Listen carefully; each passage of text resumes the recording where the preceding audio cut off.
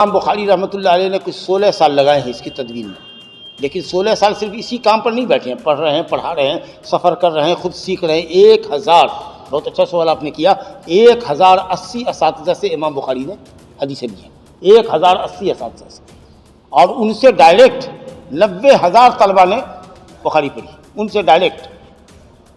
تو 16 سال سفر و حضر کے اندر وہ اپنے حدیث کے مجموعوں کو دیکھتے رہے، حدیثوں کو چنتے رہے، ٹک لگاتے رہے، نشان کے دیکھے بہتر سے بہتر سند کیا ہوگی، صحیح سے اصح حدیث کون سی ہوگی، اس کے انتخاب میں انہوں نے 16 سال لگایا۔ اب عام طریقے سے مدارس کے اندر حقیقت یہ ہے کہ ایسے لوگوں کو کتاب دی گئی ہے، ولا ازکی نفسی الا اللہ، میں اپنی کوئی تعریف نہیں کرتا ہوں، تعریف سب اللہ کے لیے ہے، لیکن عام حالات یہ ہے کہ صاحب جو لائق نہیں ہے وہ بھی کتاب لیے ہوئے ہیں۔ انشاءاللہ جب تک اللہ کی توفیق شامل حال رہے گی، میں یہاں حدیث صحیح بخاری کی دونوں جلدیں اور فقہ اور عقیدے کی بعض گھنٹیاں میں انشاءاللہ سنیچر سے بدھ تک یہاں پر لیا کروں گا، 3 گھنٹے کے حساب سے۔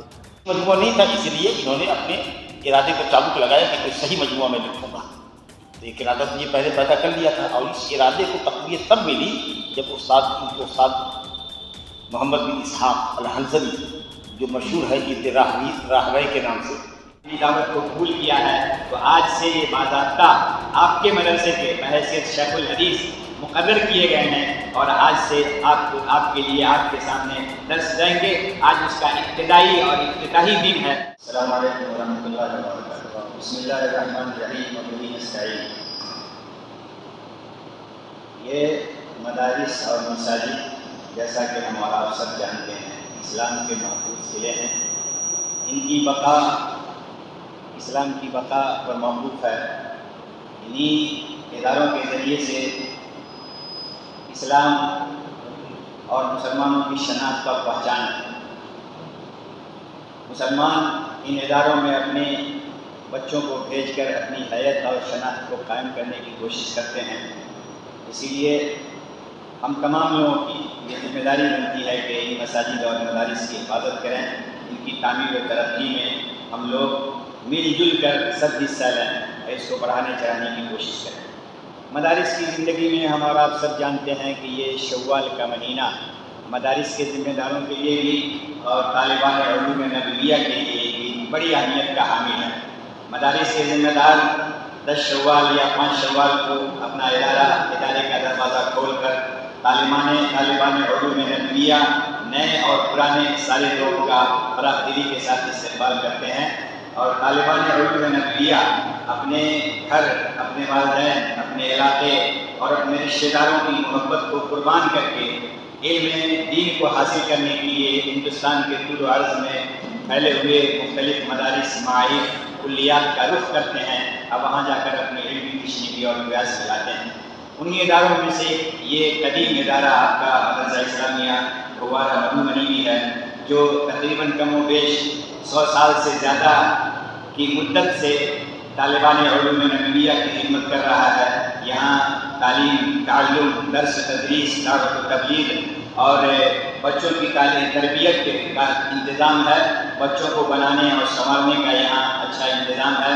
ماہرین اساتذہ فن کی موجودگی میں ذمہ داران مدرسہ مل جل کر آپ طالبان علوم نبویہ کی علمی تشنگی کو بڑھانے اور آپ کو سیراب کرنے کے لیے رات و دن لگے ہوئے ہیں اور دین کی خدمت کر رہے ہیں۔ اللہ تعالیٰ ان تمام لوگوں کی خدمتوں کو قبول فرمائے۔ ہمارے یہاں آپ کی سہولت کے لیے تعلیم و تعلم کے تعلق سے، تربیت کے تعلق سے سارے وسائل موجود ہیں، اور اپنی بساط بھر ہر ممکن ذمہ داروں کی یہ کوشش ہوتی ہے کہ آپ کو ہر طرح کی سہولت پہنچایا جائے اور آپ کے تعلیمی جو وسائل ہو سکتے ہیں آپ کے لیے فراہم کیا جائے، تاکہ آپ سکون و اطمینان کے ساتھ یہاں اچھے ماحول میں ماہرین اساتذہ، ماہرین فن اور اساتذہ کی نگرانی میں آپ اپنی علمی تشنگی اور ریاض سکھا سکیں۔ اس کے لیے ہم لوگ پابند عہد ہیں، اس کی تعلیمی ترقی کے لیے ہم کوشاں ہیں، اور برابر میری کوشش یہی رہتی ہے اور تمام ذمہ داروں کی یہ کوشش رہتی ہے کہ یہاں بچوں کے ساری سہولتوں کے ساتھ اچھی تعلیم ہو، تعلیم کا معیار بڑھایا جائے۔ اسی کے تعلق سے اسی فکر کو اور اسی سوچ کو آگے بڑھانے کے لیے ہم لوگوں نے کوشش کی، اور ہم نے اپنے فاضل دوست مولانا محمد اشفاق سلفی حفظہ اللہ جو تقریباً کم و بیش 30 سے 40 سال تک وزارت الشؤون الاسلامیہ سعودی عرب کے اس پر منحا پر ہندوستان کے مختلف مدارس میں اور اخیر وقت میں ایک طویل مدت آپ نے دارالعلوم محمدیہ سلفیہ میں وزارت شؤون اسلامیہ کی طرف سے آپ نے اپنی تدریسی اور دعوتی خدمات کی ہیں. اللہ تعالیٰ آپ کی خدمات کو قبول فرمائے. آپ ان دنوں دارالعلوم محمدیہ سلفیہ سے متقاعد اور ریٹائر ہو چکے ہیں. آپ اپنے گھر پر تھے. میں نے آپ لوگوں کی خاطر اور اس مدرسے کی تعلیمی معیار کو بڑھانے کی خاطر میں نے اپنے فاضل دوست اور اپنے بھائی سے میں نے گزارش کی کہ آپ اپنی صحت کا باقی مادہ حصہ، اپنی زندگی کا باقی مادہ حصہ آپ مدرسہ اسلامیہ کے لیے دے دیں تو آپ کی مہربانی ہوگی.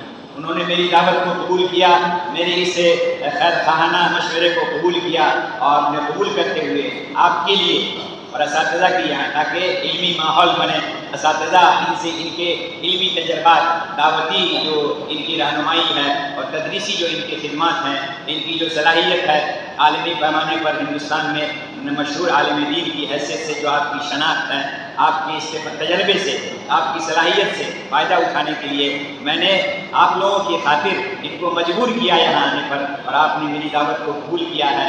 تو آج سے یہ باضابطہ آپ کے مدرسے کے بحیثیت شیخ الحدیث مقرر کیے گئے ہیں اور آج سے آپ کے لیے آپ کے سامنے درس دیں گے.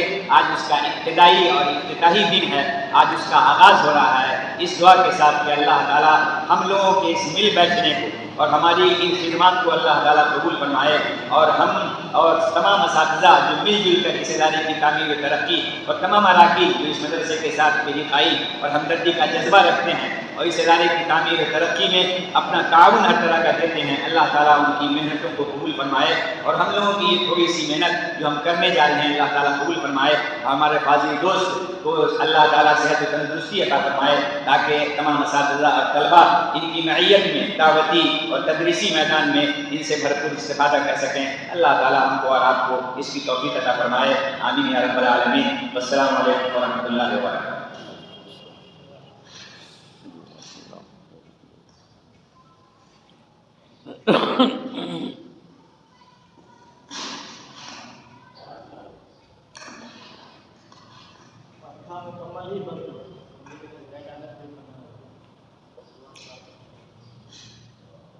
إن الحمد لله نحمده ونستعينه ونستغفره ونستهديه ونعوذ بالله من شرور أنفسنا ومن سيئات أعمالنا. من يهده الله فلا مضل له ومن يضلل فلا هادي له.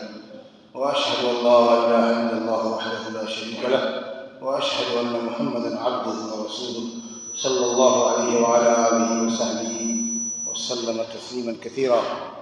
أما بعد فإن خير الحديث كتاب الله وخير الهدي هدي محمد صلى الله عليه وسلم وشر الأمور محدثاتها وكل محدثة بدعة وكل بدعة ضلالة وكل ضلالة في النار. أعوذ بالله من الشيطان الرجيم. وأنزلنا إليك الذكر لتبين للناس ما نزل إليهم ولعلهم يتفكرون. ناظرین مدرسہ فاضل گرامی قدر جناب شیخ حافظ صغیر احمد محمد عیسیٰ مدنی حفظہ اللہ، جناب شیخ مولانا حافظ الرحمن صاحب اور ہمارے عزیز اساتذہ کرام طلبہ عزیز، جیسا کہ ناظم صاحب نے اپنے افتتاحی کلمات میں میری آمد کی غائب انہوں نے بتائی اور بلا شبہ بلا کسی تملق کے میں یہ بات اللہ کے گھر میں کہنا چاہتا ہوں کہ میں نے اپنے آپ کو تدریس سے سبکدوش کر لیا تھا. سبکدوشی کے بعد میں نے یہ اعلان کر دیا تھا تحریری شکل میں کہ اب میں مدرسے میں انتظامی طور پر تعلیم و تدریس کا کام انجام نہیں دوں گا. آن لائن میرے دروس رہیں گے، مساجد میں دروس رہیں گے عام عوام کے لیے، جمعہ کے خطبات ہوں گے اور جلسوں میں شرکت ہوا کرے گی. مگر حافظ صاحب کی تعلیم سے، طلباء سے، اپنے مدرسے سے، خود میری ذات سے جو ان کی محبت ہے، جو ان کا لگاؤ ہے، اس نے یہی تمام چیزوں نے مجھ کو ان کی دعوت پر لبیک کہنے کے لیے مجبور کیا. میں اللہ تعالیٰ سے دعا کرتا ہوں کہ یہ میرا تدریسی جو سفر پھر سے نئے سرے سے مدرسہ اسلامیہ راگھو نگر بھگواڑہ بدونی بہار میں شروع ہو رہا ہے، اللہ تعالیٰ اس کو فاتح خیر بنائے اور میری ذات کو خود میرے لیے، آپ سب طلباء کے لیے، ادارے کے لیے مفید بنائے، اور اللہ رب العالمین اس مدرسے کی شہرت اور اس کی مقبولیت میں اضافہ کرے، اس کی عظمت رفسہ کو اور اس کے روشن ماضی کو اللہ تعالیٰ پھر سے قائم کر دے۔ میں انشاءاللہ اپنی بساط پر اللہ تعالیٰ کے عطا کردہ صلاحیت کی روشنی میں آپ طلباء کو زیور تعلیم سے، تربیت سے آراستہ کرنے کی کوشش کروں گا۔ میں اللہ تعالیٰ سے اپنے لیے، آپ سب کے لیے حسن توفیق کی دعا کرتے ہیں۔ اللہ تعالیٰ ہر کام پر، ہر قدم پر ہمارا حامی و ناصر۔ میں سچی بات یہ ہے کہ قحط رجال کا زمانہ ہے، مجھ کو حافظ صاحب نے ناظم جامعہ مدرسہ میں شیخ الحدیث کے لقب سے ملقب کیا۔ میں اس کا اہل نہیں ہوں، حدیثیں تو میں نے پڑھائی ہیں، ترمذی، ابو داؤد، مسلم، بخاری، اور بخاری تقریباً 22-24-25 سالوں سے پڑھاتا آ رہا ہوں پہلی جلد، لیکن میں شیخ الحدیث کہلانے کا مستحق نہیں ہوں۔ تاہم جب یہ ذمہ داری انہوں نے میرے ساتھ ڈالی ہے تو ہم آپ تک انصاف کے ساتھ بھی، امانتداری کے ساتھ، محنت اور مطالعے کے بعد آپ تک صحیح علم، عظیم ترین کتاب صحیح بخاری کو پہنچانے کی کوشش کروں گا۔ میرے عزیز طلباء، جیسا کہ آپ جانتے ہیں، حدیث رسول صلی اللہ علیہ وسلم اللہ سبحانہ وتعالیٰ کی ایک وحی ہے، جس کو ہم لوگ علمی اصطلاح میں وحی غیر متلو کہتے ہیں۔ قرآن مجید کو وحی متلو کہتے ہیں، جس کی تلاوت نماز میں کی جاتی ہے، اور حدیث رسول وحی ہے، لیکن یہ غیر متلو نماز میں تلاوت نہیں کی جاتی، لیکن یہ بھی وحی ہے، کیونکہ دین کی تشریح اور دین کی توضیح حدیث کے ذریعے اللہ نے ہی فرمائی ہے۔ وَأَنزَلْنَا إِلَيْكَ ذِكْرًا لِتُبَيِّنَ لِلنَّاسِ مَا نُزِّلَ إِلَيْهِمْ وَلَعَلَّهُمْ يَتَفَكَّرُونَ۔ اللہ تعالیٰ فرماتا ہے کہ ہم نے نبی آپ کی طرف ذکر اتارا ہے، یعنی قرآن مجید جو تذکیر اور موعظت کی کتاب ہے، تاکہ آپ اس کو اپنے قول و عمل کے ذریعے، اپنے حدیثوں کے ذریعے لوگوں کے سامنے واضح کر دیجیے۔ تو یہ حدیث جو ہے کلام الہی کا بیان ہے، وَلَعَلَّهُمْ يَتَفَكَّرُونَ، تاکہ لوگ اللہ کی شریعت میں، اللہ کی کتاب میں غور و فکر کر سکیں اور علم و عمل سے آراستہ و پیراستہ ہو۔ وہی ایک غیر مطلوب یعنی سنت کی تدوین و اشاعت میں محدثین کرام نے جو انگریزی کی ہے، جو جافشانی کی ہے، وہ ایک بڑا موضوع ہے، اور اللہ رب العالمین نے دین کی حفاظت کے لیے حقیقت میں لوگوں کو چنا تھا۔ اللہ تعالیٰ کی امت مسلمہ سے محدثین کرام کو، فقہاء اعظام کو رحمہ اللہ اجمعین کو جزائے خیر عطا فرمائے۔ لیکن محدثین اور فقہاء کے درمیان جو مقام امام بخاری رحمۃ اللہ علیہ کا ہے، وہ جگ ظاہر ہے، وہ امیر المومنین فی الحدیث ہے، رئیس الفقہاء ہے، اور امام بخاری کی فقاہت اس حدیث کے اندر جو انہوں نے ترتیب الباب قائم کیا ہے، عنوان قائم کیا ہے حدیثوں پر، اور حدیثوں سے جو اہم مسائل فقہیہ اور شرعی حکم کا استنباط کیا ہے، یہاں بڑے بڑے فقہاء کی عقل حیران ہے، اور لوگ انگشت بدندان ہیں کہ کتنی ڈیپ اور کتنی گہری نظر امام صاحب کی حدیثوں پر اور مسائل دینیہ کے اوپر تھی۔ اس لیے لوگ کہتے ہیں فقہ البخاری کی طرح جو ہوا بھی امام بخاری کی فقاہت سمجھنی ہو تو ان کے ترجمۃ الباب کو دیکھیں۔ بہرحال یہ حدیث کے منتہی طلبہ اس کو پڑھتے ہیں، اور دواوین سنت میں جو کتابیں تصنیف کی گئی ہیں، ان میں سب سے اعلیٰ و ارفع و اجل بزرگ ترین جو کتاب ہے وہ صحیح بخاری ہے۔ اس کے تعلق سے اہل سنت والجماعت کا نظریہ یہی ہے، اصح الکتاب کتب بعد کتاب اللہ صحیح بخاری۔ دنیا اسلام میں قرآن مجید کے بعد اس سے زیادہ صحیح کوئی مجموعہ حدیث کا نہیں. یہ مجموعہ اسی لیے تیار کیا گیا ہے کہ امت آنکھ بند کر کے اس پر عمل کرے. چنانچہ آپ کے سامنے ذکر آئے گا. میں کچھ ترغیبی باتیں کتاب اور صاحب کتاب کے تعلق سے کرنا چاہتا ہوں. تو ترتیب بڑھاتے ہیں بس اختصار کے ساتھ. انشاءاللہ کچھ چیزیں ایسی ہوں گی جو آپ پھر نوٹ کریں گے ہمارے درس میں کاپی کر لے کے آئیں گے. تو یہ صاحب کتاب کا نسب یہ ہے ابو عبداللہ محمد بن اسماعیل بن ابراہیم بن المغیرہ. محمد بن اسماعیل بن ابراہیم بن المغیرہ بن بردیزبہ الجعفی البخاری. یہ بردیزبہ جو ہے فارسی زبان کا لفظ ہے، کسان کو کہتے ہیں. کسانی کاشتکاری ان کا آبائی پیشہ تھا اور وہ فارسی تھے، آتش پرست تھے.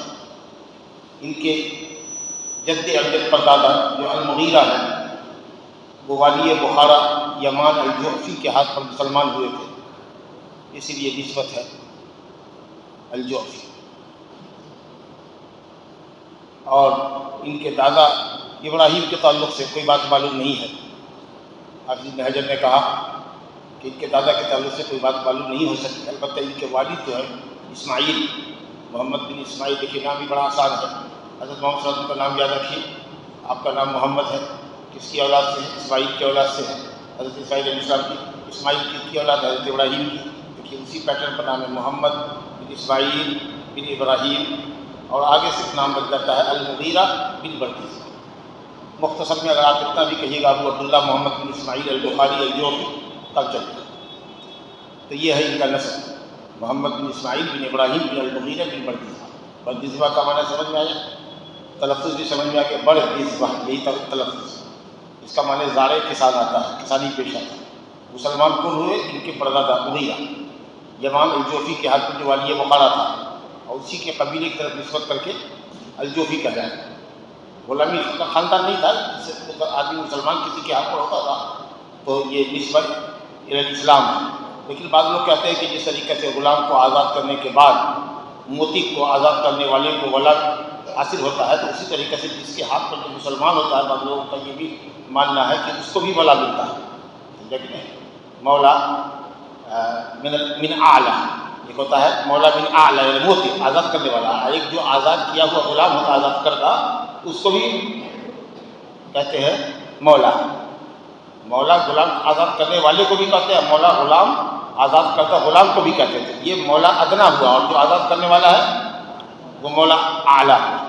تو یہی کہتے تھے کہ جس کے ہاتھ پر مسلمان ہوا ہے وہ مولا اعلیٰ، جو ہے وہ مولا اصغر. تو مولا اعلیٰ جو ہے جو آزاد کرتا ہے کسی کو، یا جس کے ہاتھ پر کوئی مسلمان ہوتا ہے، وہ آزاد کردہ غلام یا مسلمان ہونے والے شخص کے مال کا آخری عصبہ کی حیثیت سے وارث ہوتا ہے. کوئی وارث کا ہوتا ہے. ایک نظریہ ہے، جبکہ جمہور کا کہنا یہ ہے کہ نہیں، صرف آزاد کرنے والا مرد اور عورت ہی آزاد کردہ غلام کے مال کا وارث ہوگا. یہاں ولائی اسلام سے یہ وراثت کا درجہ یا وراثت کا حق ثابت نہیں ہوتا ہے. بہرحال یہ نسبت کے تعلق سے آپ کو یہ بتایا. امام بخاری رحمۃ اللہ علیہ کی پیدائش ہے 13 شوال. ابھی شوال کا مہینہ چل رہا ہے ماشاء اللہ. 13 شوال 194 ہجری، دن جمعہ کا تھا. جمعہ کی نماز کے بعد پڑھا. جمعہ کے دن 13 شوال، جمعہ کے دن بعد نماز جمعہ سن 194 ہجری میں بخارا کے اندر پیدا ہوئی. والد کا انتقال بچپن میں ہوا تھا، ماں نے پالا پوسا. بہت سی ماؤں نے پالا پوسا اپنے بڑے علماء کو، امام بخاری کو، امام شافعی کو، بڑے بڑے علماء کو ماؤں نے پالا ہے. تین زمانے کی مائیں تعلیم یافتہ، متدینہ، پرہیزگار ہوا کرتی تھی، اور بچپن سے ہی مکتب میں بٹھا دیے گئے. 10 سال کی عمر سے پہلے قرآن مجید یاد کر لیا، اور 10 سال کی عمر سے پہلے ہی اللہ تعالیٰ نے حفظ حدیث کا شوق دل میں پیدا کر دیا. کہتے ہیں الہمت حفظ الحدیث وانا فی الکتاب وانا ابن 10 سنین وقل. میں مکتب میں بٹھا دیا گیا اور 10 سال کی عمر کو بھی نہیں پہنچا تھا کہ حفظ حدیث کا شوق اللہ نے میرے دل میں پیدا کر دیا. اور 16 سال کی عمر تک پہنچنے تک کہتے ہیں کہ میں نے حماد بن زید اور وکیع بن جراح اور ابن المبارک وکی بن جراح اور ابن المبارک کی تمام کتابوں کا میں حافظ ہو چکا ہوں، تمام ان کے حدیث کے متون میں نے یاد کر دیے تھے سند متن کے ساتھ۔ 16 سال میں انہوں نے حج کیا اپنی والدہ کے ساتھ اور اپنے بھائی احمد کے ساتھ جو عمر میں بڑے تھے، 16 سال کی عمر میں حج کیا۔ ماں اور بھائی واپس آ گئے، یہ رہ گئے حجاز میں، مکہ اور مدینہ میں۔ اور مکہ کے علامہ حمیدی سے انہوں نے حدیث لیا، ان کا نام تھا عبداللہ بن زبیر، اس کی پہلی حدیث اعلان ہے۔ اور اس کے بعد مدینہ میں عبدالعزیز اویسی سے حدیث لیا، اور پھر مصر، عراق، شام، خراسان، بلخ وغیرہ تمام علاقوں کے اندر پہنچے۔ محمد بن مکی بن ابراہیم بلخ میں تھے، خراسان میں یحییٰ بن یحییٰ تھے، بغداد میں امام محمد بن حنبل تھے۔ ایسے کبار محدثین سے انہوں نے علم حاصل کیا۔ علی بن مدینی ان کے خاص استاد ہیں، جو اسماء الرجال کے بڑے ماہر تھے، اتنے ذی علم تھے، اتنے ذکی تھے، اور اتنا زبردست حافظہ تھا، اور حدیث کی ایسی پڑک تھی کہ اقران کو اقران، ہم اصل کو ہم اصل، اساتذہ بھی احترام کیا۔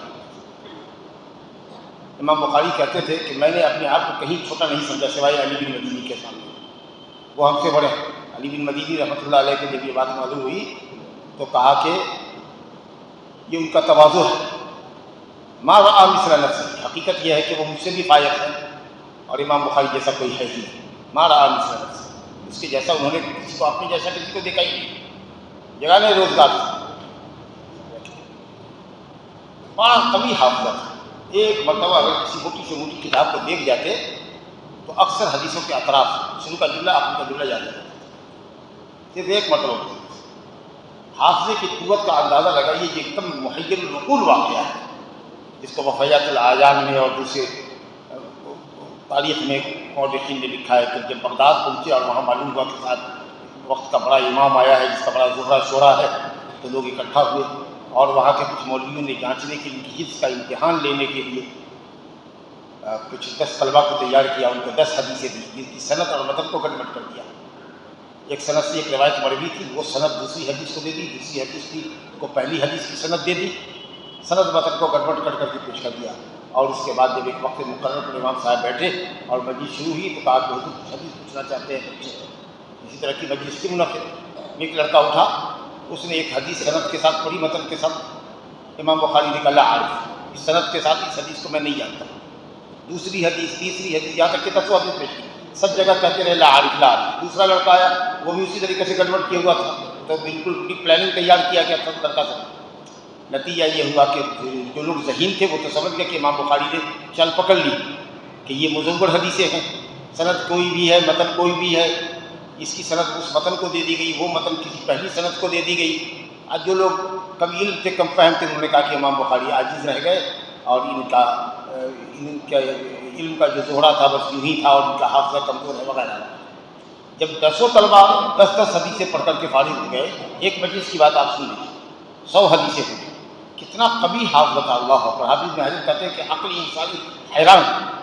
اب کہا پہلے لڑکے کو بلایا، کہا تم نے پہلی حدیث یہ سند پڑھی تھی، یہ متن پڑھی تھی، جو پڑھا تھا وہ بھی یاد ہو گیا، تم نے ایسا پڑھا تھا ایسا پڑھا تھا، وہ سند ایسی ہے یہ متن، تم نے دوسری حدیث یہ پڑھی تھی، سوال کو بھی دوہرا رہے ہیں، اس کی حدیث کو بھی دوہرا رہے ہیں، اور اس کی صحت بھی کر رہے ہیں۔ اس طریقے سے جس ترتیب سے اس نے جو 10 حدیث پڑھی تھی اس کو پہلے پڑھ لیا، پھر اس کی اصلاح کر دی سند متن کے ساتھ، پھر دوسرے لڑکے کو بلایا، اس کو بھی اسی انداز پر، اس طریقے سے اللہ پر ایک مجلس کی سنی ہوئی 100 روایتیں جو گڑبڑ تھی سند اور متن کے اعتبار سے سنا، اور سب کو اعادہ بھی سب کا اعادہ کیا، اور پھر سب کی تصحیح۔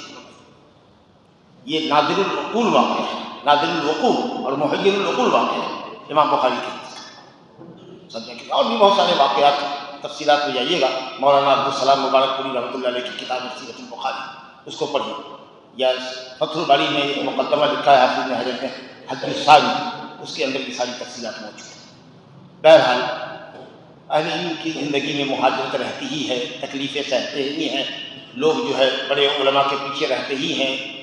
تو اخیر میں خود بخارا کے لوگوں نے اپنے وطن معروف میں ان کو بلایا زندگی کے آخری حصے میں، اور وہاں کے والی سے جو خالد زہدی تھا اس سے ٹھن گئی ان کی، انہوں نے کہا کہ ہمارے بیٹوں کو ہمارے محل میں آ کے پڑھانا ہوگا، گھر میں مشہور واقعہ ہوتا نہیں، یہاں بھی جو ہمارے یہاں تمام طلباء پڑھتے ہیں۔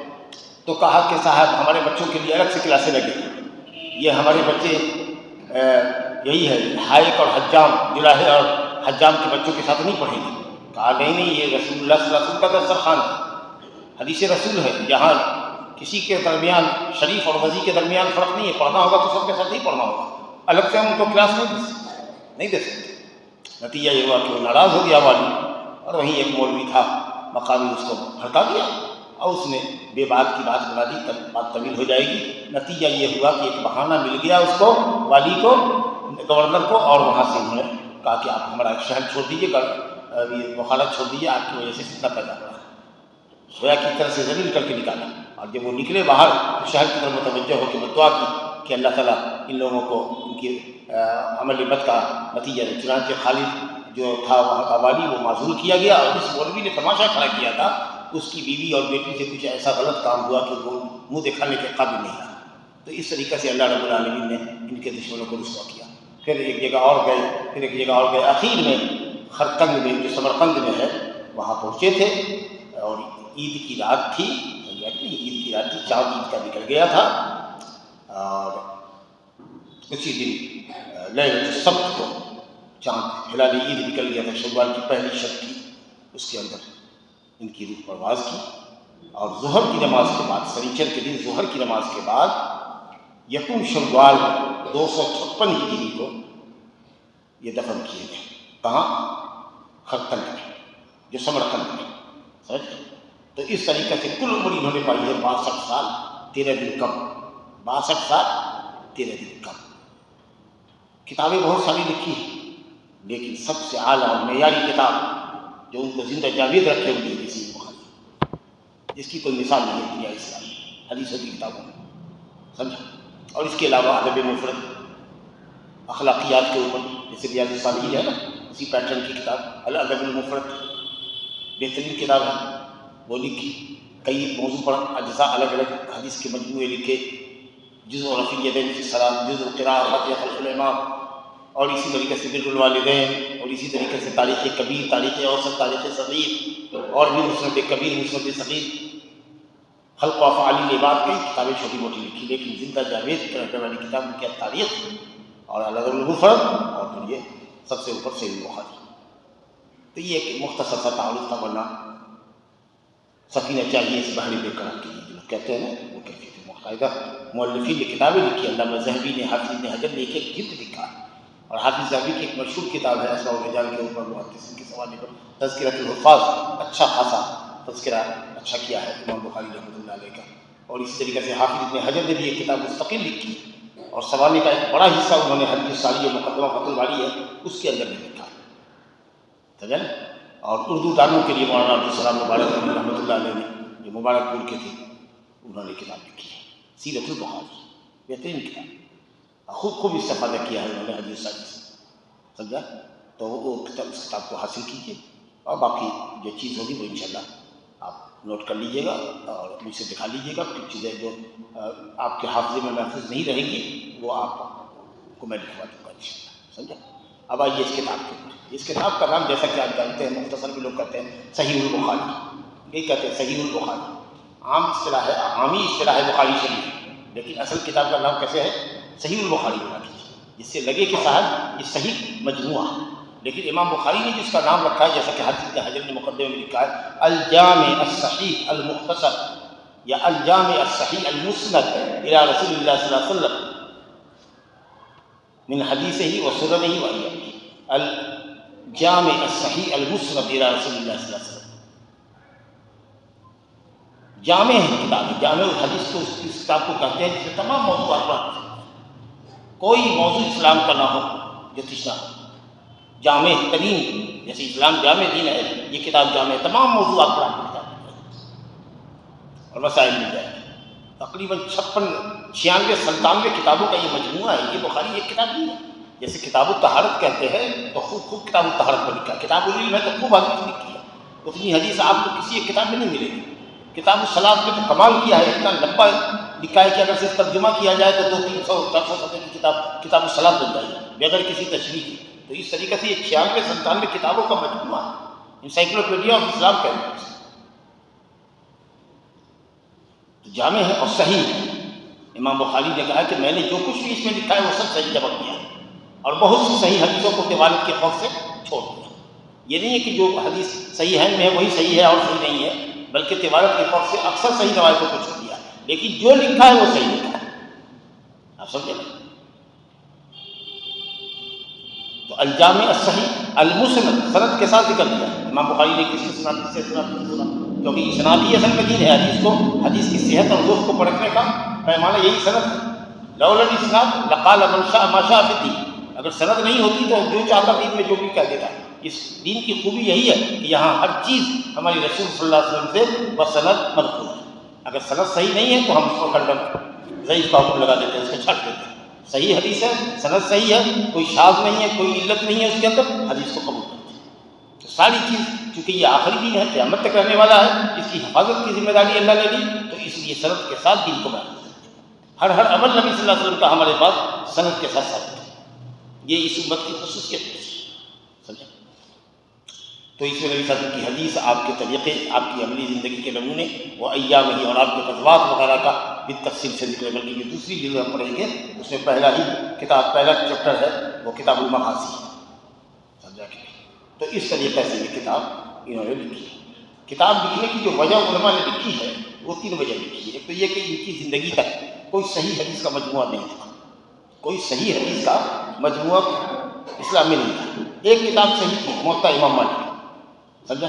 بلکہ اس سے پہلے، اس کتاب کے لکھے جانے سے پہلے امام شافعی رحمۃ اللہ علیہ کہتے تھے کہ روئے زمین پر موطا مالک سے زیادہ صحیح کوئی کتاب نہیں، لیکن اس میں جو ڈیفالٹ تھا وہ یہ تھا کہ حدیث بھی لکھا، اس کے بعد صحابی کا قول بھی لکھ دیا، تابعی کا قول لکھ دیا، اپنا فتویٰ بھی لکھ دیا۔ عام لوگوں کے لیے سمجھنا کہ حدیث کون ہے، قول کون ہے، یہ مزدوج تھا، یعنی مرفوع حدیثوں کے اندر اقوال صحابہ، اقوال تابعین، خود امام مالک کے فتوے اور علماء مدینہ کے فتوے کو ایسا اندماج تھا کہ عام لوگوں کے لیے فائدہ کی وہ چیز نہیں تھی۔ امام بخاری نے جو کیا ہے وہ بعد میں جو چیز لکھی ہو، ہم آئیں گے اس کی تفصیل پر، لیکن جہاں سے قال حدثنا کہا ہے وہاں سے بیچ میں کوئی چیز بتائی نہیں ہے، آپ کو سمجھ میں آ جائے گا کہ یہ مرفوع ہے۔ اور جو امام بخاری نے بات کی ہے وہ ترجمۃ الباب میں بات کی ہے، لیکن وہ تو حدیث کی طرح ہے، اور اس کے ساتھ سند سے ابن عمر کا قول نقل کر رہے ہیں، عمر بن خطاب کا قول نقل کر رہے ہیں، تو سعید بن مسیب کا قول نقل کر رہے ہیں، تو پھر اپنا فتویٰ بھی نقل کر رہے ہیں۔ تو اس طریقے سے وہ معاملہ تھا۔ کہا کہ اگر امام بخاری رحمۃ اللہ علیہ کی اس کتاب کو امام شافعی اگر دیکھے ہوتے تو وجہ طور پر یہی کہتے کہ روئے زمین پر آسمان نیل ہوں، آسمان کے نیچے صحیح بخاری سے بڑھ کے کوئی کتاب نہیں، جیسا کہ امت کو علماء نے کہا۔ تو یہ تب کہا تھا انہوں نے، امام شافعی نے، موطا کے لیے، جبکہ بخاری نہیں، تقریب میں نہیں آئی تھی، کیونکہ امام شافعی رحمۃ اللہ علیہ کا انتقال ہو چکا تھا۔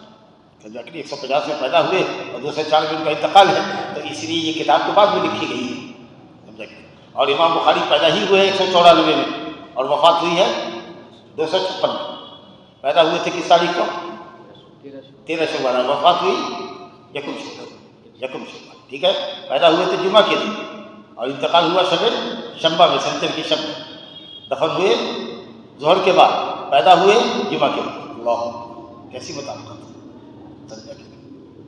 تو بتا رہے تھے کہ کوئی صحیح مجموعہ نہیں تھا، اس لیے انہوں نے اپنے ارادے کو چابک لگایا کہ کوئی صحیح مجموعہ میں لکھوں گا۔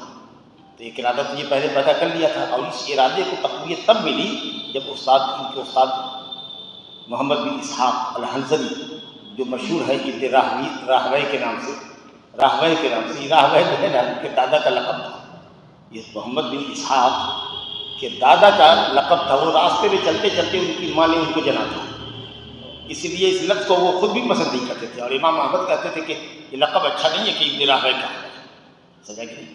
لوگ کہتے ہیں اسحاق ابن راہویہ، اسحاق ابن راہویہ یا راہوے، سمجھا کہ نہیں؟ لیکن اس کو وہ خود بھی پسند نہیں کرتے تھے اور لوگ بھی پسند نہیں کرتے تھے، اس لیے بہتر ہے کہ ہم لوگ اس کو استعمال کریں محمد بن اسحاق الحنظلی، امام احمد کے ساتھی ہو سے احمد اور اسحاق کہتے ہیں۔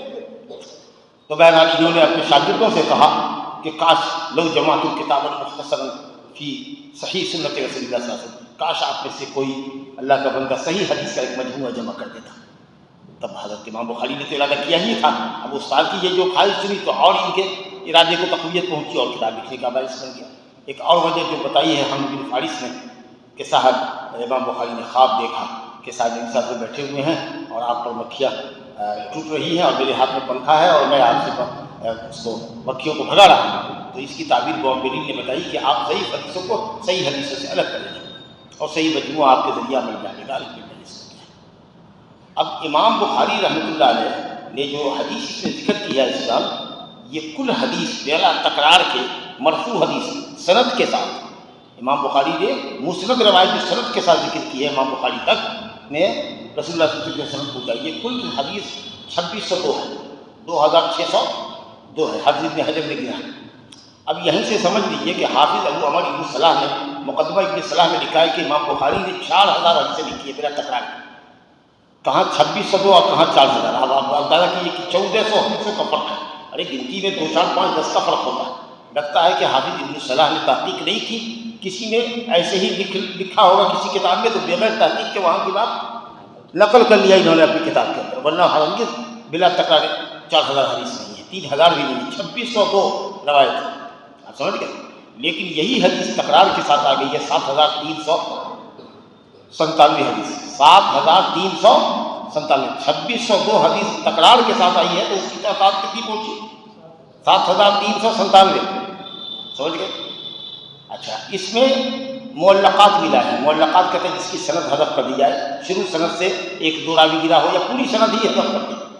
قال ابو ہریرہ ایسا بولتے ہیں، لیکن یہ ترجمۃ الباب میں لاتے ہیں. نہیں مجھے ہاں یہ مسند نہیں ہے، سند حذف کر کے لاتے ہیں ترجمۃ الباب میں. ایسی مرفوع حدیث کہ قال ابو ہریرہ قال نبی صلی اللہ علیہ وسلم، سند حذف کر کے اول سند سے چاہے الی آخری سند کا ہی نہ ہو وہاں تک پوری سند حذف کر کے لاتے ہیں. وہ حدیث کل 159 159 سمجھے. اس کو تکرار کے ساتھ وہ لے کر آئے ہیں 1341 سے، تو 7397 میں 1341 حدیث جوڑ دیجیے. تو یہ اس سے معلوم ہوگا کہ مسند اور معلق حذف کے ساتھ جو مرفوع روایتیں ہیں، مسند مرفوع متصل اور حذف سند کے ساتھ یہ کل روایت جو ہے وہ 7397 پلس 1341.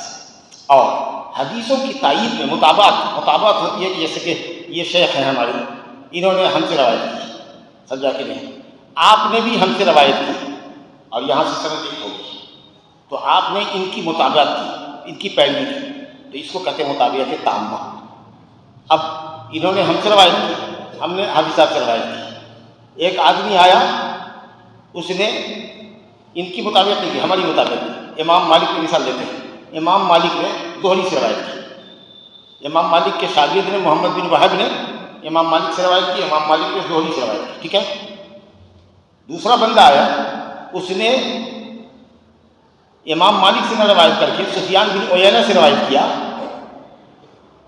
جیسے کہ محمد بن یوسف تنیسی ہے امام مالک کے شاگرد، اب محمد بن یوسف ابن وہب ہے امام مالک کے شاگرد. ایک شاگرد یہاں سے روایت کیا، دوسرے شاگرد نے ہم سے نہیں روایت کیا، کسی اور شیخ سے لیا، لیکن یہاں آ کر کے امام مالک نے زہری سے بھی نقل کیا تھا اور اس نے نقل کیا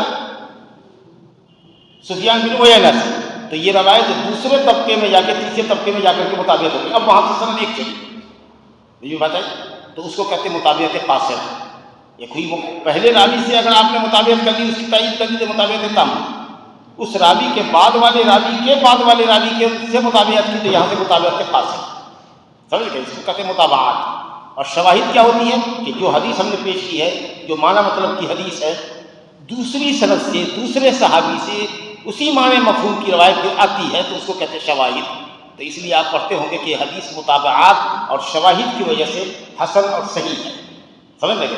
تو ایسی مطابعات روایت 344 ہے امام بخاری کے یہاں. تو کل ملا کر کے 9082 حدیث کا یہ مجموعہ ہے. اب بتائیے. اچھا، صحابہ کے اقوال الگ ہیں، تابعین کے اقوال الگ ہیں، مجاہد کے ابن عباس کے اقوال تفسیر میں الگ ہیں، قاسم بن عبید سلام لغوی کے اقوال الگ ہیں. اب سوچئے کہ کیا زبردست ہے. تو ابھی آپ کو موٹا موٹی جو بات یاد کرنی ہے کہ صاحب بلا تکرار صحیح بخاری میں مسند متصل روایت کتنی ہے؟ 2602. جو تکرار کے ساتھ پہنچتی ہے 7397. حذف سند کے ساتھ جس کو معلقات کہتے ہیں اس کی تعداد ہے 159. جو تکرار کے ساتھ پہنچتی ہے 1341 پر، اور مطابعات کی تعداد ہے 344. کل 9082. سمجھ گئے؟ اور صحابہ تابعین کے اقوال تو الگ ہیں. ماشاء اللہ. اب یہ جو 2602 حدیث 7397 جگہ پڑھائی ہے، اس کا مطلب سمجھ میں آیا کہ اس کا مطلب یہ ہوا کہ امام بخاری نے ایک حدیث کو ایک سے زائد مرتبہ ذکر کیا، جبھی نہ تین تعداد ہوگی۔ تو یہ تکرار کی وجہ کیا ہے؟ تکرار کی وجہ بہت ہے۔ ایک تو یہ کہ امام بخاری نے مسائل کا استنباط کیا ہے، تو جہاں جہاں جو مسئلہ تھا اس کے حساب سے حدیثوں کو لاتے گئے، تو تکرار ہوئی۔ اچھا، کمال یہ بھی ہے امام بخاری کا کہ ایسا نہیں ہے کہ ایک سند اور ایک متن لائے تھے، اسی سند اور متن کو دوبارہ دہرایا ہے اور اس مسئلے کا استنباط کیا ہے۔ اگر دوسری جگہ حدیث لائے ہیں تو سند دوسری یا الفاظ دوسرے ہیں۔ کمال یہ ہے پوری بخاری میں صرف 23 مقامات ایسے ہیں، 23 موضع ایسا ہے کہ جس میں امام بخاری نے بعین ہی سند اور بعین ہی متن کو پلٹایا ہے، صرف 23 مقام۔ ورنہ جہاں جہاں بھی روایت لائے ہیں سند الگ ہے یا متن الگ ہے۔ اس کا فائدہ تو یہ ہے کہ فقہی احکام کا استعمال کیا ہے، دوسری یہ کہ آپ کو معلوم ہو جائے کہ یہ حدیث ایک سند سے نہیں ہے بلکہ کئی سندوں سے ہے۔ کہیں پر ہوتا ہے کہ حدیث ان کے ذریعے آئی ہے، کہیں پر حدثنا سمیتوں کے ذریعے آتی ہے، تو بڑا اس میں گویا کہ علماء نے لکھا ہے کہ سندی اور متنی بڑا زبردست فائدہ ہے امام بخاری کے تکرار کا، سمجھا؟ اور اسی لیے حدیث بخاری میں ہوتی ہے۔ اب بہت سارے لوگ دیکھتے ہیں کہ کتاب الصلاۃ میں حدیث ہوگی، بظاہر مطابق کتاب الصلاۃ کی ہے، دیکھتے ہیں تو کتاب الصلاۃ میں ہے ہی نہیں، وہ کہیں اور ہے، کہتے ہیں حدیث بخاری میں نہیں، جبکہ وہ بخاری میں ہوتی ہے۔ تو اس لیے امام بخاری دقیق استنباط کرتے ہیں۔ ارے سیدھا استنباط تو کوئی بھی کر لے گا، لیکن وہ استنباط کرتے ہیں جو عام فقہا کو سوچی نہیں کی سبھی سے یہ مسئلہ بھی اخذ ہو سکتا ہے۔ یہ کمال ہے امام بخاری، سمجھا نہیں؟ تو آیت من آیات اللہ جو کہتے ہیں کہ اللہ کی نشانیوں میں سے ایک نشانی تھی امام بخاری، چلتی پھرتی نشانی تھی اللہ کی زمین پر، وہ کیسے تھی؟ یہ بس مشتے نمونہ سروار بھیڑی سے ایک دانے آپ کے سامنے ہم نے رکھے، سمجھا کہ؟ تو اس طریقے سے یہ ہے کتاب آپ کے سامنے، انشاءاللہ ہم اس کو پڑھیں گے۔ اب آپ کو صرف ایک بات بتا کر کے کتاب کی ایک حدیث پڑھا جاتے ہیں، وہ یہ ہے کہ جو معلقات ہیں اس کی سند انہوں نے حذف کر دی، اور جس کو میں نے آپ کو بتایا کہ یہ 159 ہے، جو بالتکرار کتنی آپ کے ہاتھ سے کا نکالنے ہے، بالتکرار کتنی 1341، 159 1341 ہے۔ یاد رکھیے، دیکھیے امام بخاری ایک دفعہ سنتے تھے حدیث متن یاد ہوتا تھا، آپ کو ایک دو فکر یاد نہیں رکھتی، 1341 حدیث۔ تو 159 حدیث جو حذف سند کے ساتھ ہے، حافظ علامہ ابن حجر اسقلانی جو خاتمۃ المحدثین ہیں، انہوں نے اس کی متصل سند سے بیان کیا کہ کہاں کہاں یہ کتاب حدیث ہے جس کو امام بخاری نے سند حذف کر کے ذکر کیا۔ تو ایک کتاب انہوں نے لکھی ہے باقاعدہ، جلد لکھی ہے تغلیق التعلیق، امام بخاری نے جو تعلیقات کی ہیں اس کی تغلیق اس کو ڈھک دیا ہے سند کے ساتھ، اور اس کا اختصار انہوں نے مقدمہ فتح الباری میں حدیث الثانی میں بھی رکھ دیا ماشاءاللہ۔ تو آپ اگر اس کو دیکھتے ہیں تو صحیح ہے، بلکہ یہ سمجھ لیجیے کہ صحیح بخاری پڑھنے کے لیے اور بخاری کے پیٹرن کو سمجھنے کے لیے، ان کے مذہب کو سمجھنے کے لیے حدیث الثانی کا پڑھنا بہت ضروری ہے، سمجھا کہ اگر آدمی حدیث الثانی نہیں پڑھتا ہے تو صحیح ہے کہ بخاری شریف کے پیٹرن کو، ان کے منہج کو نہیں سمجھ پاتا، سمجھے؟ تو اب اس تعلیق کا حکم کیا ہے؟ حافظ ابن صلاح نے ذکر کیا ہے اور بھی دوسرے علماء نے کیا کہ جس کو امام بخاری جزم کے صیغے کے ساتھ بیان کرے، جزم کا صیغہ مجھتے ہو کس کو کہتے ہیں؟ ماضی کا صیغہ، ماضی معروف، قال ابو ہریرہ، ایسا لکھتے ہیں امام بخاری، قال ابو ہریرہ قال النبی صلی اللہ علیہ وسلم، تو یہ ہوا جزم کا صیغہ، ایک دم ماضی کا صیغہ جو تحقق کے وقوع پر دلالت کرتا ہے۔ اس کا مطلب یہ ہے کہ وہ حدیث بالکل صحیح، لیکن کہیں قیل عن ابی ہریرہ، یروى عن ابی ہریرہ، حدیث ابو ہریرہ سے روایت کی جاتی ہے، مجہول کا صیغہ آیا تو یہ تمریض ہے، بیمار صیغہ ہے، سمجھا؟ تو اگر کہیں پر ہوگا روی عن ابی ہریرہ، قیل عن ابی ہریرہ، یقال عن ابی ہریرہ، اس طریقے سے اگر آوے تو وہ صحیح بھی ہو سکتا ہے اور ضعیف بھی ہوگا، اس کی تحقیق کرنی پڑے گی۔ اکثر جگہ تو ضعیف ہی ہوتی ہے، لیکن کبھی کبھی وہ بھی صحیح ہوتی ہے، سمجھا کہ نہیں؟ اصل میں امانت علمی ہے، استاد سے کوئی خاص لفظ ہم نے سنا اور اس لفظ کو ہم نے اپنے لفظ میں بیان کیا، تو امام بخاری کی عادت یہ ہے امانت علمی کا تقاضا کہ کہا کہ یروى عن فلان، یقال عن فلان، یعنی اس مفہوم کی بات ہمارے استاد نے کہی ہے، فلاں صاحب نے کہی ہے، بعین ہی لفظ نہیں نقل کرتے ہیں تو وہاں مجہول کا صیغہ لے جاتے ہیں، کیونکہ یہ امانت علمی کے خلاف ہے کہ اگر آپ اس کے صرف قول کو نقل کر رہے ہیں، حافظ صاحب کے قول کو اگر آپ نہیں نقل کر رہے ہیں تو کہیے کہ حافظ صاحب کے قول کا خلاصہ مفہوم یہ ہے، ہو سکتا ہے کہ اس کی تعبیر میں آپ سے غلطی ہو، لیکن جو آپ کہہ رہے ہیں ضروری نہیں کہ حافظ صاحب نے وہی بات کہی، اور یہ اگر سنا جائے گا تو معلوم ہے کہ ڈیفالٹ ہے، آپ کے سمجھنے میں غلطی ہوگی، تو امام بخاری وہاں بھی مجہول کا صیغہ لاتے ہیں، حالانکہ وہ بھی صحیح ہے، سمجھے نا؟ ہاں، تو یہ ہے معلقات کا حکم سمجھ لیا مختصر میں۔ کہ امام بخاری جس کو سند حضرت کے ساتھ لاتے ہیں قال روا کے صیغے کے ساتھ، ماضی کے ساتھ صحیح ہے، اور مجہول کے صیغے کے ساتھ لائیں تو اس کی صحت اور ذوق کی تحقیق کرنی پڑے گی، وہ صحیح بھی ہو سکتی ہے اور صحیح بھی، ماشاء اللہ تبارک اللہ، لڑکا سے صحیح لگتا ہے۔ چلیے اب حدیث پڑھتے ہیں، کون عبارت پڑھے گا؟ ایک حدیث پڑھتے تاکہ ہماری کتاب شروع ہو جائے۔ یہ تو مقدمہ تھا تمہید کی، جو آپ کو کتاب سے اور کتاب کی اہمیت سے آگاہ کرتا تھا تاکہ آپ کا شوق بڑھے کتاب سے۔ ایک دن بھی جب تعلیم ہو اور ہم نہ ہو تبھی ناغہ ہوگا، ورنہ آپ اپنے طور پر ناغہ مت کیجیے، یاد رکھیے۔ کوئی پڑھے گا، اگر قاری ہے تو بسم اللہ ایک حدیث پڑھو تاکہ اساتذہ سنیں۔ الرحمن الرحیم، باب کیف کان بدء الوحی الی رسول اللہ صلی اللہ علیہ وسلم وقول اللہ عز وجل انا اوحینا الیک کما اوحینا الی نوح والنبیین من بعد۔ حدثنا قال پہلے پڑھیے گا، قال یعنی قال الامام البخاری، قال الامام البخاری حدثنا، نون کی جو ضمیر ہے وہ مفعول کی ہے، ہم سے بیان کیا، کس نے؟ آگے فاعل ہے۔ قال حدثنا الحميدي قال حدثنا سفيان قال حدثنا يحيى بن سعيد الأنصاري قال أخبرني محمد بن إبراهيم التيمي أنه سمع علقمة بن وقاص الليثي يقول سمعت عمر بن الخطاب رضي الله عنه على المنبر يقول سمعت رسول الله صلى الله عليه وسلم يقول إنما الأعمال بالنيات وإنما لامرئ ما نوى وإنما لامرئ ما نوى فمن كانت هجرته إلى دنيا يصيبها أو إلى امرأة ينكحها فهجرته إلى ما هاجر إليه۔ ماشاء اللہ، اچھی طرح سے بسم اللہ الرحمن الرحیم سے کتاب انہوں نے شروع کیا، کوئی خطبہ نہیں ہے، کوئی خطبہ نہیں ہے۔ اللہ تعالیٰ کی تعریف اور توصیف کے اوپر یہ بسم اللہ الرحمن الرحیم دلالت کرتا ہے، بدل گیا تھا کیونکہ اس میں 3 اسماء حسنی ہیں۔ اللہ تعالیٰ کے ناموں میں سے ایک لفظ جلالہ ہے اللہ، اور اللہ تعالیٰ کی عظیم صفت ہے رحمان اور رحیم۔ تو مقصد ان تمام حدیثوں کا جن کی سند کلام ہے کہ جو کتاب یا جو عمل اللہ کی تعریف سے شروع کیا جائے وہ برکتوں سے خالی ہوتا ہے، کلیدی جزمہ کوڑ والے ہاتھ کی طرح ہوتا ہے، بے فائدہ ہوتا ہے، یہ سب حدیث ضعیف ہے۔ لیکن چلیے اگر کسی خانے میں ہو تو مقصود یہ ہے کہ صاحب کوئی خاص کلمہ حمد و ثنا کا مطلوب نہیں ہے، کوئی بھی کلمہ لائیے جس سے اللہ تعالیٰ کی حمد و ثنا ظاہر ہے، اور الحمدللہ وہ بسم اللہ الرحمن الرحیم سے اللہ تعالیٰ کی تعریف ہو رہی ہے۔ نیز قرآن مجید کی پیروی کی ہے، قرآن مجید میں اللہ تعالیٰ نے کہیں پر اپنا مقدمہ ذکر کیا ہے، ہر سورت کے شروع میں بسم اللہ الرحمن الرحیم اقرأ بسم ربک الذی خلق ہے کہ نہیں، سوائے سورہ توبہ کے جہاں بسم اللہ نہیں۔ 113 مقام پر، 114 سورتوں میں 113 مقام پر اللہ نے صرف بسم اللہ سے اپنی سورت کا آغاز کیا۔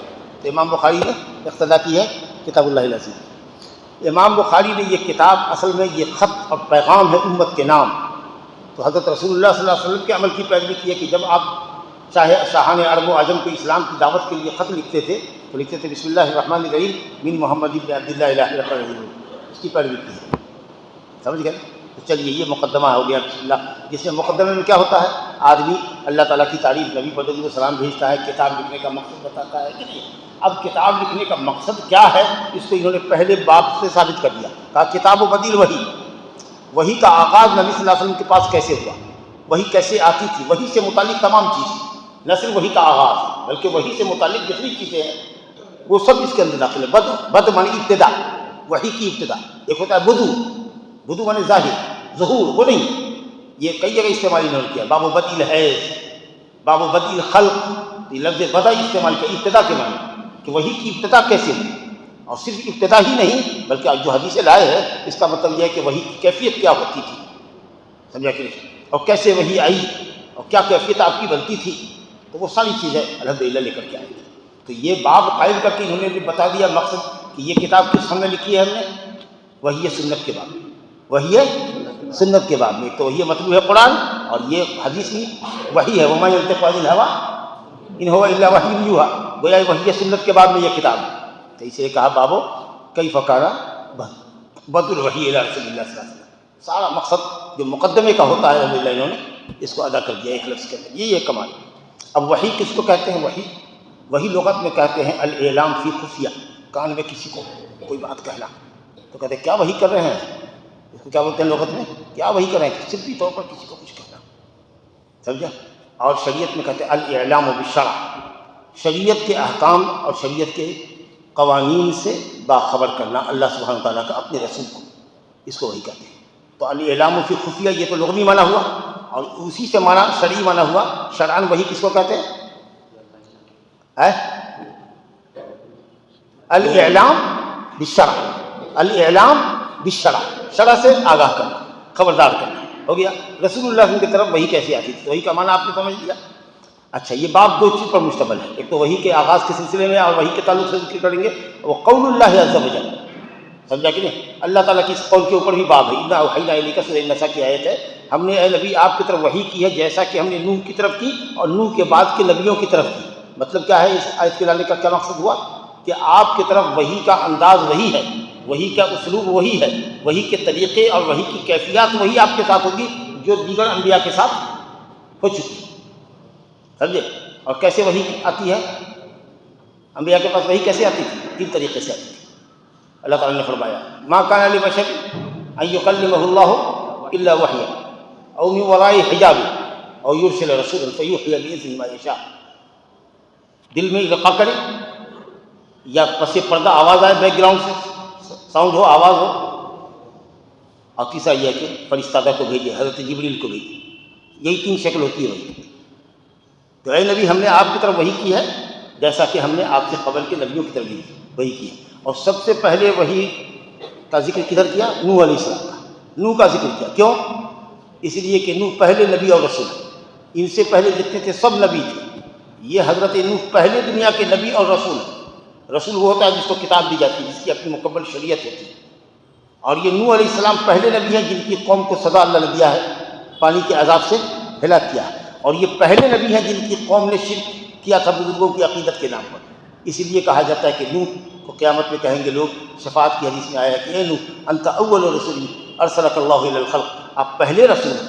اس کا یہ مطلب نہیں کہ حضرت آدم نبی نہیں ہے، پہلے نبی تو حضرت آدم ہے، لیکن پہلے نبی اور رسول یہ دونوں حضرت ہیں، آپ سمجھ رہے ہیں؟ اسی اللہ تعالیٰ نے نوح کا ذکر کیا، والنبیین من بعدہ۔ تو دو بات ہوئی، ایک تو وحی کے تعلق سے باب آئے گا، اور دوسرے یہ کہ وحی کا جو طریقہ تھا انبیاء کے پاس، وہی طریقہ آپ کے پاس بھی ہوگا، اسی تین طریقے سے وہی آئے گی جو طریقہ حضرات انبیاء کے ساتھ آئی ہے۔ اب حدیث پڑھ لیا ہے، تب حدیث قال امام البخاری حدثنا الحمیدی، یہ مکہ کے شیوخ میں سب سے اسقا راوی ہے امام بخاری کے نزدیک، علامہ حمیدی۔ ان کا نام تھا عبداللہ بن زبیر، یہ حضرت خدیجۃ الکبریٰ کے خاندان سے تھے، علامہ حمیدی۔ اب دیکھیے امام بخاری کی ذہانت کہاں ہے کہ خدا داد صلاحیت اللہ کو، وحی کا سلسلہ کہاں سے شروع ہوا؟ مکے سے، مکے میں نبی بنائے گئے علیہ السلام جی۔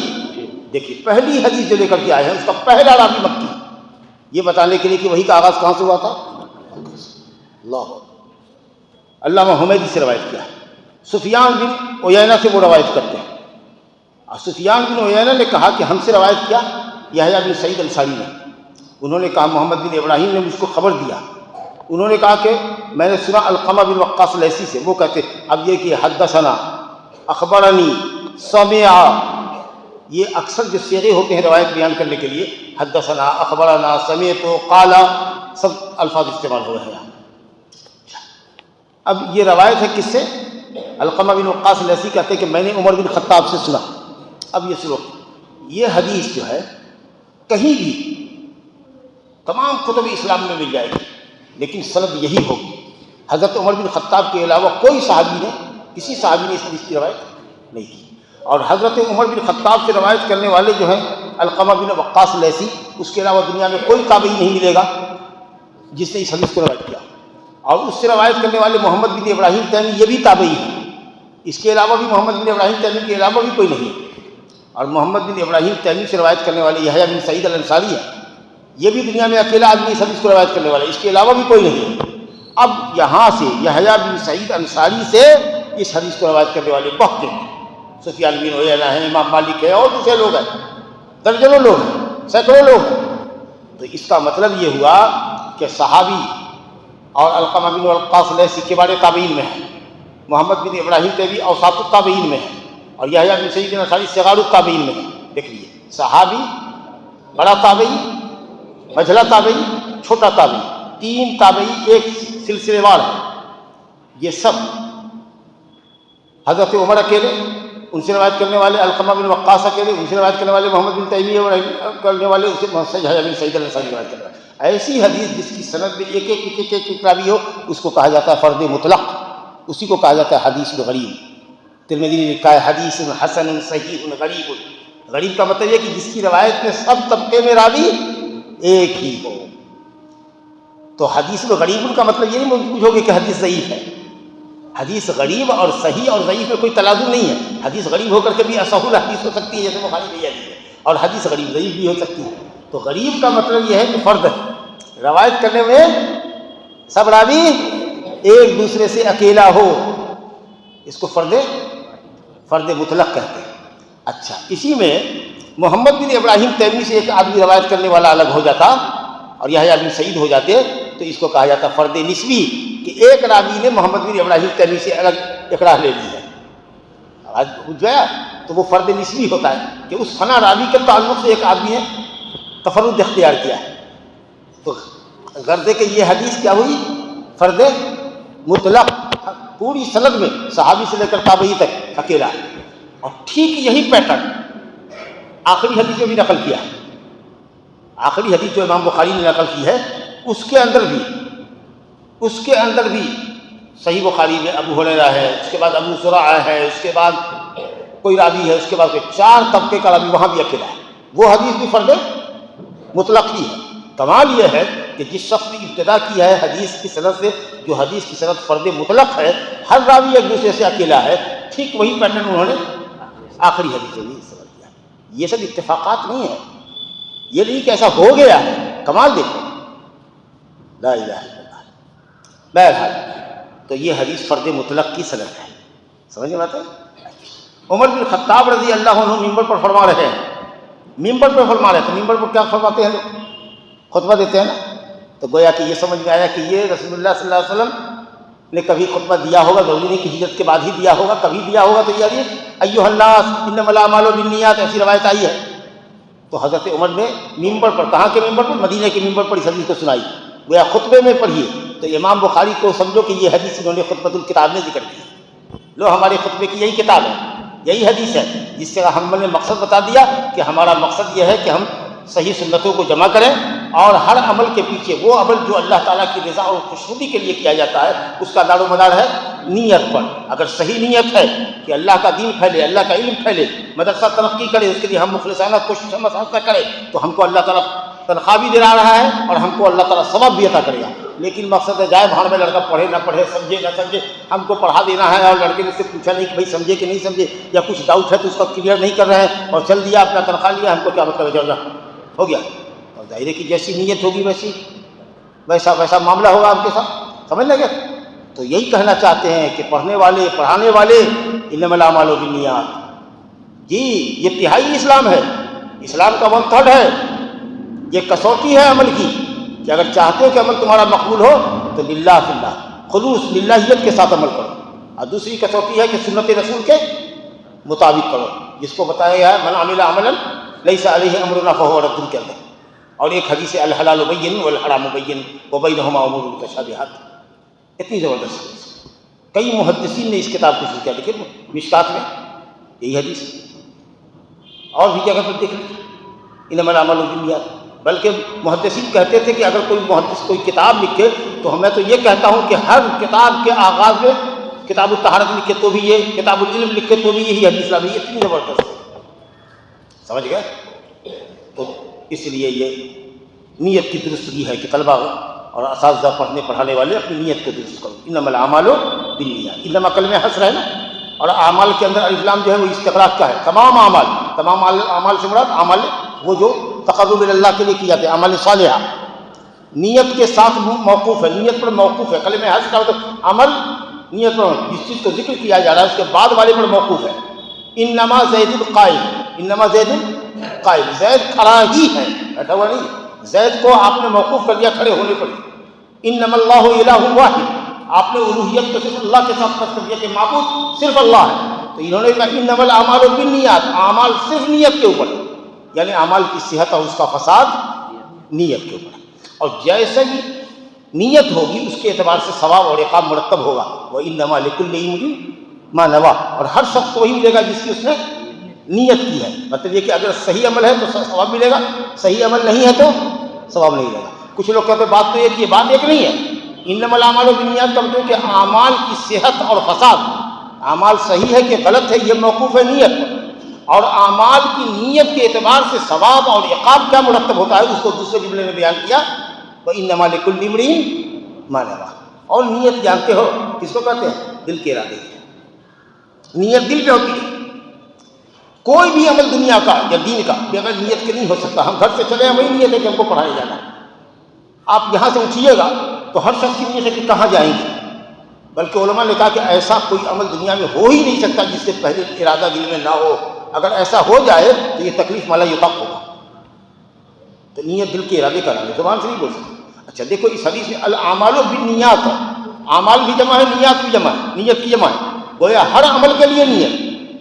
جب جمع کا مقابلہ جمع سے ہوتا ہے تو ہر فرد کے لیے ایک فرد ثابت ہوتا ہے، ہر عمل کے لیے نیت۔ لیکن اکثر روایتوں میں انما الاعمال بالنیہ، تو کوئی پوچھے گا میاں اعمال ہے جمع اور نیت ہے واحد، اس کی توجیہ کیسے کرو گے؟ تو کہو گے کہ نیت سے مراد ہے محل نیت۔ محل نیت کہاں ہوتا ہے؟ دل میں، اور دل ہر شخص کے پاس ایک ہی ہوتا ہے، چاہے اس کے عمل کتنے ہی ہوں۔ نیک عمل ہزاروں آدمی کرتا ہے لیکن دل اس کا ایک ہوتا ہے۔ تو کہے گا نیت اس لیے لائیں کہ مراد وہاں پر نیت سے محل نیت ہے، قلب جہاں نیت ہوتی ہے۔ آپ سمجھ گئے نا، جمع اور واحد کا فرق۔ اب آئیے، اب یہ جو ہم دو پوائنٹ بتایا ہے، بات شارٹ ہو رہی ہے کہ اعمال کی صحت اور فساد نیت پر موقوف ہے، اور صحت فساد کے اعتبار سے ثواب اور عقاب مرتب ہوتا ہے۔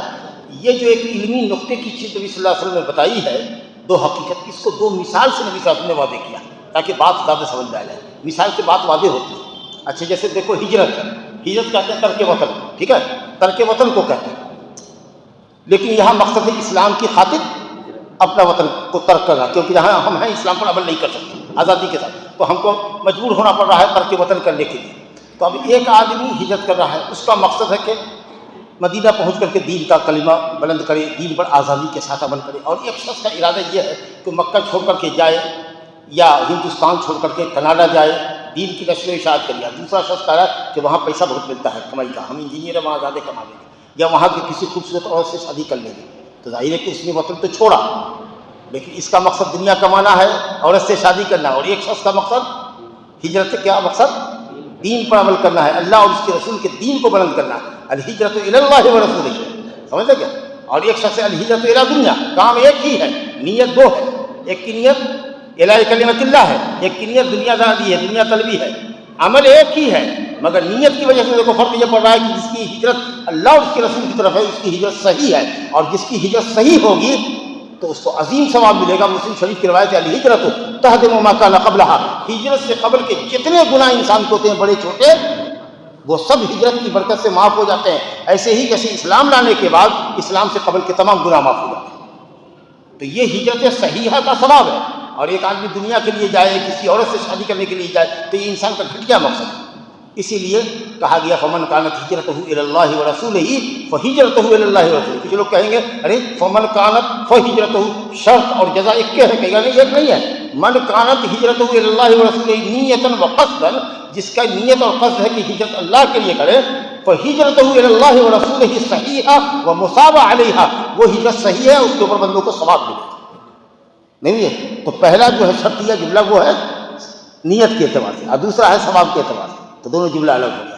اور جس کی نیت دنیا کے لیے ہے یا کسی عورت سے شادی کرنے کے لیے ہے، انتہائی گھٹیا مقصد ہے، تو نبی صلی اللہ علیہ وسلم نے جملے کو پلٹایا بھی نہیں، کہا فہجرتہ الی ما ہاجر الیہ، ما ہاجر الیہ، جی اطاعت کے لیے، گھٹیا پن کی وجہ سے کہا اس کی ہجرت اسی طرح جس کی اس نے نیت کی، دوبارہ ذکر بھی نہیں کیا۔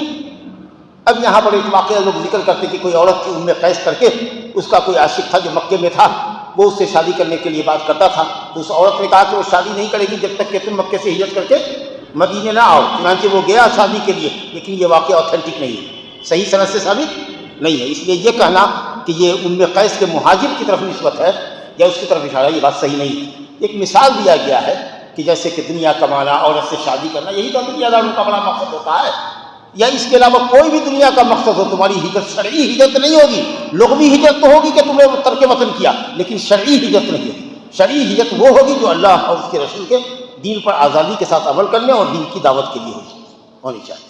اس لیے اللہ تعالیٰ سے دعا ہے کہ وہ ہم سب کی نیت کو پڑھنے اور پڑھانے کے تعلق سے خالص کرے، اور جو کچھ ہم پڑھیں اس پر عمل کریں، اور وہ اس علم کو جو ہمارے عمل میں آ جائے تو پھر اس کو دوسرے تک پہنچانے کی کوشش کریں۔ وهذا وبالله التوفيق وصلى الله على نبينا محمد وعلى آله وصحبه أجمعين.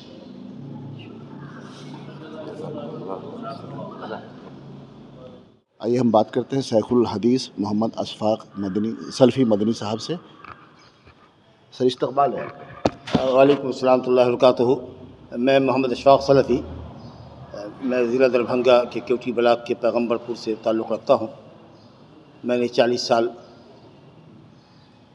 40 سالہ تدریسی اور دعوتی خدمت دارالعلوم احمدیہ سلفیہ میں رہ کر دی ہے، گزاری ہے یا انجام دی ہے. اس میں 5 سال بیرگنیا کے مدرسہ احمدیہ سلفیہ بیرگنیا میں دیا ہے، 35 سال دربھنگے میں احمدیہ سلفیہ میں دیا ہے. ابھی فروری میں ریٹائرمنٹ کے بعد میں آج کی تاریخ سے 6 مئی 2024 سے میں نے مدرسہ اسلامیہ راگھو نگر بھگواڑہ مدھوبنی کو جوائن کیا ہے.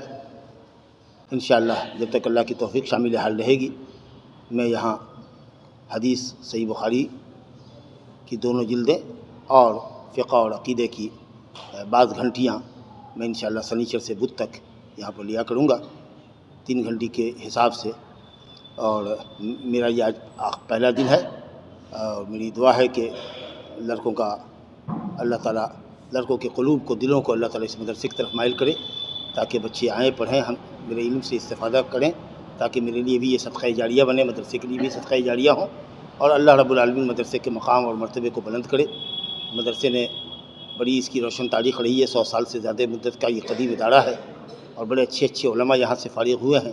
لیکن ادھر ماضی قریب سے طلبہ یہاں پڑھتے ہیں، دورے حدیث کے لیے دوسری جگہ چلے جاتے ہیں، جبکہ ماشاءاللہ اساتذہ کی بہترین ٹیم موجود ہے. اب مجھ ناچیز کو بھی انہوں نے بلایا ہے تو انشاءاللہ میں سمجھتا ہوں کہ اب طلبہ اس مدرسے کا رخ کریں گے اور یہاں کے باصلاحیت اساتذہ سے اور مجھ حقیر سے بھی استفادہ کریں گے. تو میرا وشز اور میری تمنائیں نیک تمنائیں طلبہ کے ساتھ، ادارے کے ساتھ اور قوم کے بچوں کے ساتھ ہے.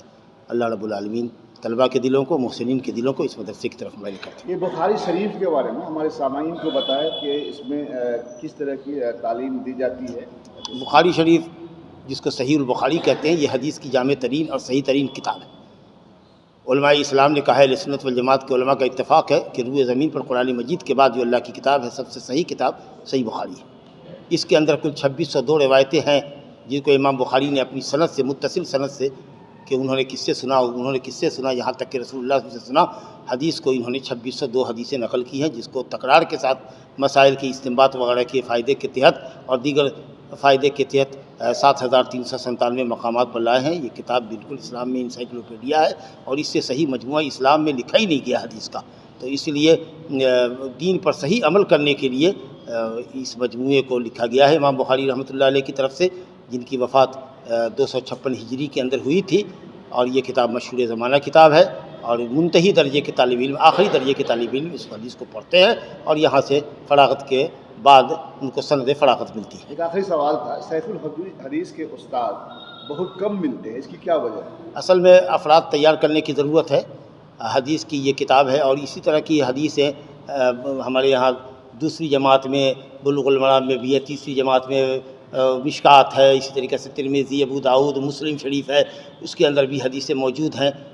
لیکن یہ ہے کہ صاحب ہونا یہ چاہیے کہ صاحب آج کل ایک نیا ٹریڈیشن چل چکا ہے کہ ایک جلد کوئی پڑھاوے، 2 جلد دوسری جلد کوئی پڑھاوے، 5 سال کے بعد پھر ادلا بدلی ہو جائے، جو پہلی جلد پڑھا رہا تھا وہ دوسری پڑھاوے، جو دوسری پڑھا رہا تھا وہ پہلی پڑھائے. اس طریقے سے 2 آدمی تیار ہوتا ہے، پھر دوسرے کو لے آئیے اس کو ترقی دیجیے. جو مسلم پڑھا رہا تھا اس کو بخاری میں لے آئیے، جو ترمذی پڑھا رہا تھا اس کو 1 سال آگے بڑھائیے. تو اس طریقے سے اگر اساتذہ کی ٹیم کو منتظمہ تیار کرے گی تو الحمدللہ بخاری پڑھانے والوں کی کمی نہیں رہے گی. لیکن اب عام طریقے سے مدارس کے اندر حقیقت یہ ہے کہ ایسے لوگوں کو کتاب دی گئی ہے، ولا ازکی نفسی الا اللہ. میں اپنی کوئی تعریف نہیں کرتا ہوں، تعریف سب اللہ کے لیے ہے. لیکن عام حالات یہ ہے کہ صاحب جو لائق نہیں ہے وہ بھی کتاب لیے ہوئے ہیں اور پھر طلبہ کی سیرابی نہیں ہوتی ہے تو طلبہ نکل جاتے ہیں ایک مدرسے سے دوسرے مدرسے کی طرف. تو حقیقت یہ کہ یہ بڑی معیاری کتاب ہے اور اس کو سمجھنے کے لیے ایسا مدرس چاہیے جس کو حدیث پڑھانے کا ایک لمبا تجربہ ہو اور نیچے سے پڑھ کر کے آیا. ہوتا یہ ہے ہم لوگوں کی خواہش یہ ہوتی ہے کہ جیسے مدرسے سے فارغ ہوئے سیدھے مسلم میں بیٹھ جائے، بخاری میں بیٹھ جائے. میں اپنی بات کہہ رہا ہوں کہ جب میں مدینے سے آیا تھا تو ڈاکٹر سید عبدالحفیظ سلفی رحمۃ اللہ علیہ نے مجھ کو بلایا ہی تھا کہ آپ کو بخاری پڑھانا ہے. لیکن میں نے ان سے کہا کہ میں 10 سال پڑھاؤں گا ابو داؤد، 10 سال پڑھاؤں گا ابو داؤد. یہ جو हमारे उस्ताद हैं यहाँ पर, मौलाना मदरसे के जो उस्ताद हैं इमामुल हक मदनी साहब, इन्होंने मुझसे अबू दाऊद पढ़ी है। 10 साल मैंने पढ़ाया अबू दाऊद, और उसके बाद मैंने 5 साल पढ़ाया मुस्लिम, और उसके बाद जब मुझको बुखारी दिया गया तो मैं काँप गया, मुझको पसीना आ गया। डॉक्टर अब्दुल अलीम साहब ने कहा, हमने कहा मैं बुखारी के लायक नहीं हूँ, लेकिन कहा कि नहीं आपके शागिर्द पढ़ा रहे हैं बुखारी, आप कह रहे हैं कि नहीं, जिन्होंने आपसे अबू दाऊद पढ़ा है वो बुखारी पढ़ा रहे हैं, आप कैसे नहीं पढ़ाइएगा, आपको लेना होगा। बल्कि बाद में उन्होंने कहा दोनों जिल्द ले लीजिए, हमने कहा कि दोनों जिल्द मुझसे नहीं होगा। आज भी मैंने सदर सेक्रेटरी साहब को कहा कि दोनों जिल्द मत दीजिए, दूसरे एक को शामिल कर लीजिए, लेकिन नहीं, अब उनकी ज़िद है कि दोनों जिल्द तुम ही पढ़ाओ। तो इसलिए वो हकीकत ये है कि इस किताब को सही मुदर्रिस मिलना चाहिए ताकि तलबा की सैराबी हो और तलबा अपना मदरसा छोड़ करके दूसरे मदरसों में न जाएँ। बुखारी शरीफ मुकम्मल करने के लिए पूरी तरह से कितना वक्फा? इमाम बुखारी रहमतुल्लाह अलैह ने कुछ 16 साल लगाए हैं इसकी तदवीन में, लेकिन 16 साल सिर्फ इसी काम पर नहीं बैठे हैं, पढ़ रहे हैं, पढ़ा रहे हैं, सफ़र कर रहे हैं, खुद सीख रहे हैं। 1000, बहुत अच्छा सवाल आपने किया, 1080 असातिज़ा से इमाम बुखारी ने हदीसें ली हैं, 1080 असातिज़ा से, और उनसे डायरेक्ट 90,000 तलबा ने बुखारी पढ़ी, उनसे डायरेक्ट। तो 16 साल सफ़र व हज़र के अंदर वो अपने हदीस के मजमूओं को देखते रहे, हदीसों को चुनते रहे, टिक लगाते रहे, निशान के देखे बेहतर से बेहतर सनद क्या होगी, सही से असह हदीस कौन सी होगी, इसके इंतखाब में उन्होंने 16 साल लगाया। और इस किताब की तरतीब उन्होंने काबा में मकाम इब्राहीम और बाब काबा के दरमियान, काबा के दरवाज़े और मकाम इब्राहीम के दरमियान बैठ करके उन्होंने इस किताब को तरतीब दी। और देख लीजिए कि हर हदीस के लिखने से पहले उन्होंने गुस्ल किया और 2 रकात नमाज पढ़ी इस्तिखारे के तौर पर कि अल्लाह सही हदीस को मैं लिखूं, और इस तरीक़े से उन्होंने ये हदीस लिखी है। उनकी मेहनत, उनकी अरकरेज़ी, और सबसे पहले उनकी हुस्न नीयत का समरा है कि अल्लाह ने इस किताब को ऐसी मकबूलियत दी जो जहान में किसी किताब को नहीं मिली। अब गो के इमाम बुखारी दुनिया से रुखसत हो गए, लेकिन उनका कारनामा इल्म नाफ़े की शक्ल में, सदक़ा जारिया की शक्ल में ता क़यामत बाकी रहने वाला है। बहुत बहुत शुक्रिया। वबिल्लाहि तौफ़ीक़।